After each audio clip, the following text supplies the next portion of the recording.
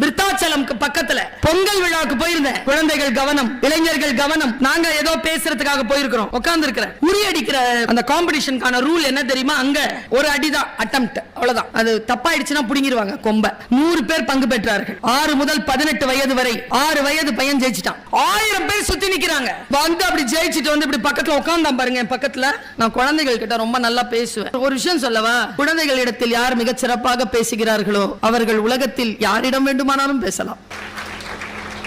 அவங்க கிட்ட பேசணும், அவங்க பேச்சு கேட்கணும். அந்த பையன் கிட்ட சும்மா கேட்டேன், உன் பேர் என்ன? அப்படி பார்த்தாங்க, என்ன கத்தி மாதிரி இருந்தாங்க. வில்லில இருந்து புறப்படுற அம்பு மாதிரி இருந்தான். பேரை சொன்னா பாருங்க, ராஜராஜன். ஃபுல் பேரை சொல்லு, ராஜராஜ சோழன். உடனே எனக்கு இங்க சிரிப்பு வந்துருச்சு. இந்த 6 வயசுல இருக்க ராஜராஜ சோழன் உரி அடிச்சிட்டு வந்து உட்காந்து சொல்றது. இப்படி கேட்டேன், உனக்கு பையன் பிறந்தா என்னப்பா பேர் வைப்பேன்னு சொன்னா பாருங்க பதில். அது என் தாத்தாவுக்கு ஏற்கனவே நான் வச்சுட்டேன். என்ன